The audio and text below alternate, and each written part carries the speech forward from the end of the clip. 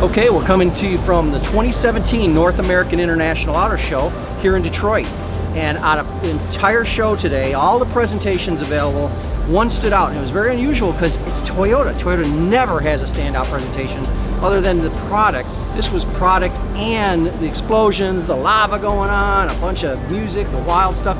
Really interesting. And what it was for something even better. The 2018 Toyota Camry was revealed here.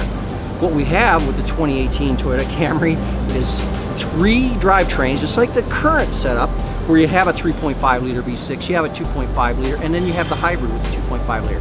But what's different is the 3.5 liter uses the D4S system, meaning direct injection and port fuel injection. We don't really worry about that because that's not very efficient. The 2.5 liter though, the standard 2.5 liter is 40% thermodynamically efficient, just like the Prius motor is. And so is the hybrid, using the 40% thermodynamically efficient 2.5 liter hooked to the hybrid drivetrain. It's TNGA, Toyota new next generation or new generation architecture, meaning the platform is going to be used across a number of vehicles. And as they do that, they save costs, but also they can create quality because it's one platform across multiples.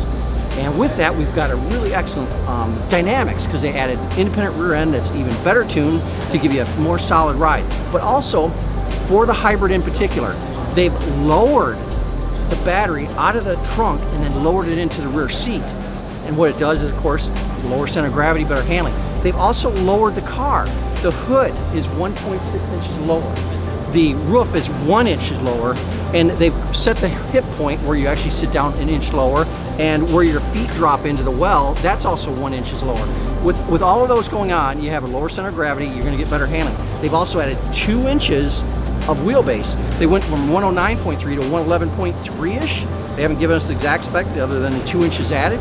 It's going to give a more stable platform, a little bit wider, and because it's lower, there's less frontal area, so you know you're going to get a aerodynamic drag reduction, and they've improved some of that. We're going to do a quick walk around. Now we're going to take a look at the exterior of the new 2018 Camry. Now this is the hybrid variant, and you can see it's got 2 types of grille inlets, the smaller ones up in the upper lower corners, and then the whole bottom end, which is kind of a standard nowadays. You know, that came from Aston Martin, then Ford copied it.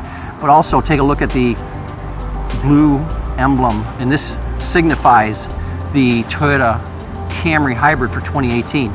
Interesting headlamps. Now I have not seen them lit, but from all appearances the LEDs are multiple layered. We'll figure that out, and I'm sure they're LEDs, as all Toyotas are.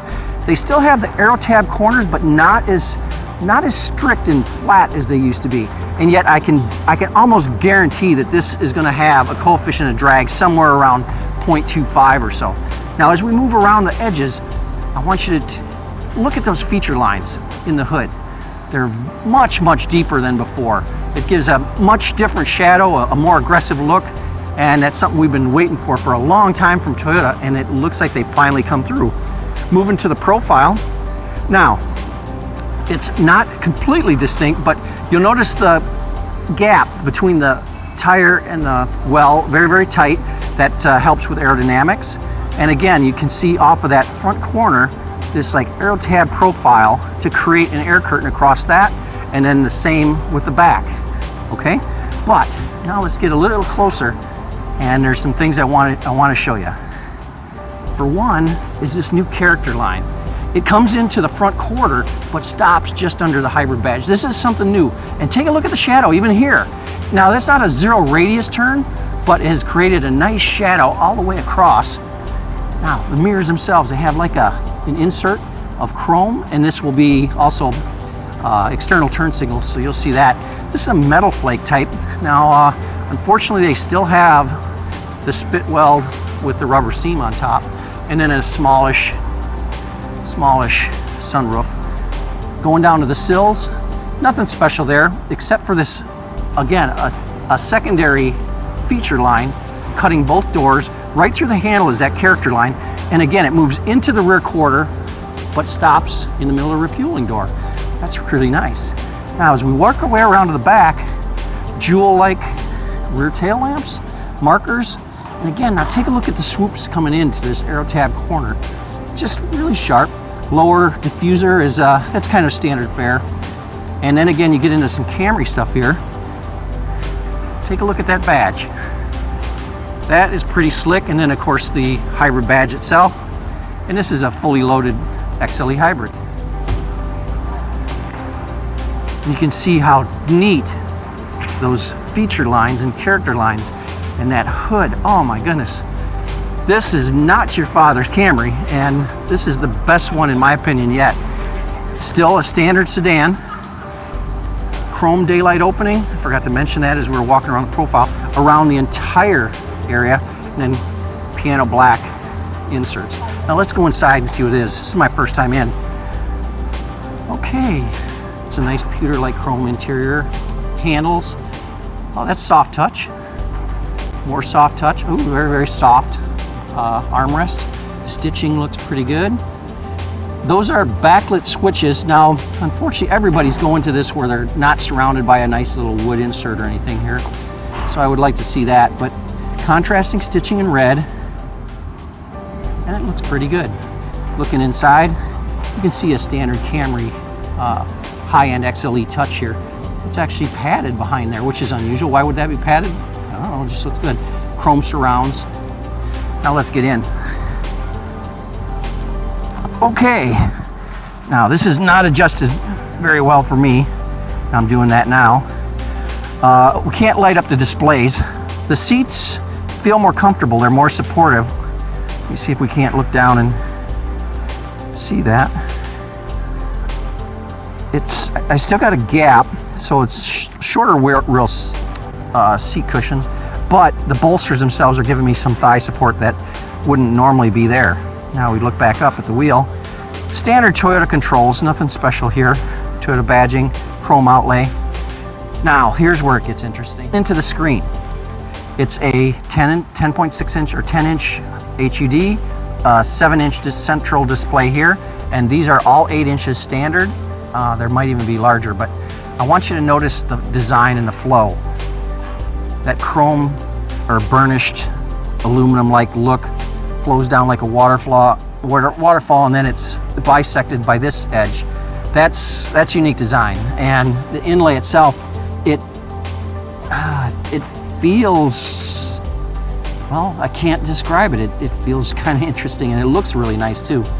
One of the things that we always see with these is where are the volume and the tune knobs. Now, a lot of them have gone where they've removed either both or one.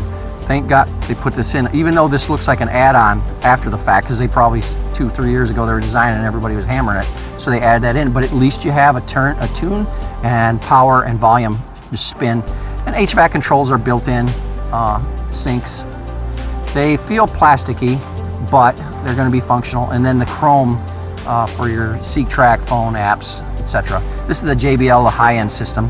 You can see USB. I'm sure this is going to be a QI charger, and then 12 volt and 120 watts. So, and the aux ports in there as well.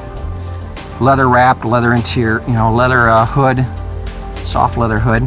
Eco, normal, and sport. Since this is the hybrid, heated seats. I don't see cooled, so they may not be cooled, but that's nothing we can do about that. And then how about this up here? No sunglass holder. Damn it. All cars should have sunglass holders. It's one of my pet peeves. How about the reach? Are these extendable? They sort of are, but there's a gap. So that's just one of the things they overlooked. And lighting marker, interior lighting would be coming through there and through some LEDs here and here. Sunroof controls, those are standard. Okay, so let me show you a little bit on this stitching here. Again, it's just a nice insert, a nice overlay. A lot of good things here. Leather seats look good, and they have a, this quilted like pattern, which is, you'll see that in higher end cars, and really tight dual stitching in here. Dual contrast red stitching. Now, since I've got the seat adjusted for me, let's see how we fit into the back. Is it the same? Okay, we got the same like aluminum type insert and handle. These locks feel okay. Soft touch. armrests are really soft. I like that. And then that's probably, it is auto up down, and it's got no surround around it, but it looks like it would be backlit. JBL system. And again, quilted seats in the rear.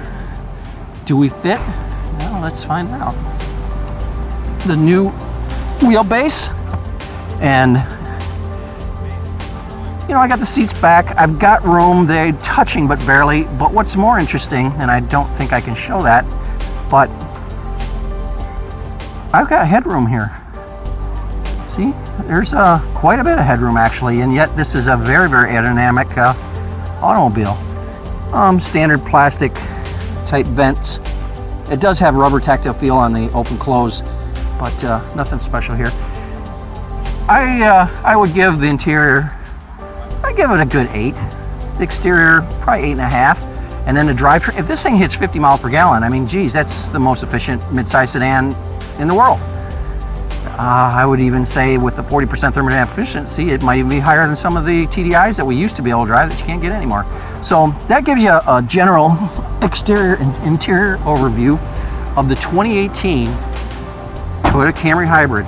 And I think that they've got a winner on their hands. It's not just competitive. Everybody leapfrogs, it seems, with every year that passes. And it's not just the leapfrog, but remember, we started at 34 miles per gallon.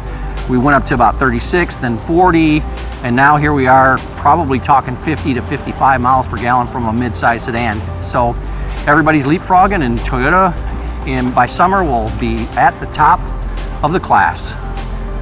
And that rounds out the best presentation and the best reveal from the 2017 North American International Auto Show here in Detroit.